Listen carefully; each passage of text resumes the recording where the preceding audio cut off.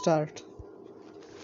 उपाध्यक्ष महोदय, वित्त मंत्री को देश की आर्थिक स्थिति और निर्धनता के संबंध में जितनी जानकारी प्राप्त होती है उतनी किसी अन्य मंत्री को संभव नहीं होती। बजट बनाते समय वैसे तो बजट में आय व्यय का ब्यौरा होता ही है, लेकिन मूल रूप में देश की आर्थिक नीतियों में किस प्रकार का परिवर्तन हो तथा किस मार्ग पर वह देश को चलाना चाहते हैं, सरकार का लक्ष्य क्या है, इन सब नीतियों का बजट में विवरण होता है। हमारे वित्त मंत्री चाहे जिस पद पर भी रहे हों, चाहे वे मुख्यमंत्री रहे हों या केंद्रीय सरकार में रहे हों, उन्होंने शानदार काम किया।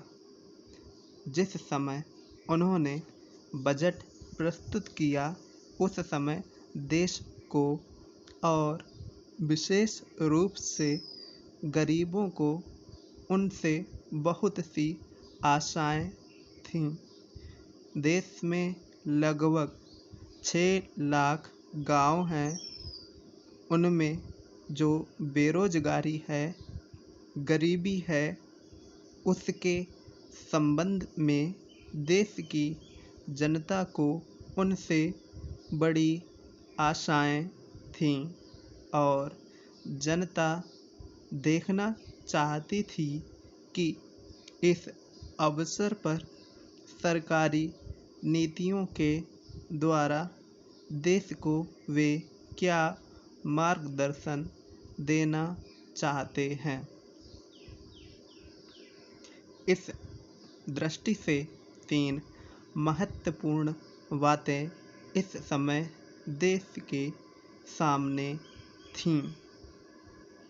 देश का आर्थिक विकास तेजी से हो, अधिक लोगों को काम मिल सके और मूल्यों में स्थिरता आए। जहाँ तक इन 3 उद्देश्यों का संबंध है, हमने देखा कि उस ओर कुछ प्रयत्न हुए हैं। विशेष रूप से गरीबी हटाओ के संबंध में इस देश में जो चर्चा चल रही है, इस बजट में कुछ सीमा तक उसका उल्लेख मिलता है, क्योंकि जितने भी प्रत्यक्ष कर लगे हैं वे ज़्यादातर धनी लोगों पर और विशेष रूप से शहर के लोगों पर लगाए गए हैं। इस तरह से जो एक प्रकार की आर्थिक असमानता हमारे देश में चल रही है, उसको दूर करने का प्रयत्न अवश्य किया गया है।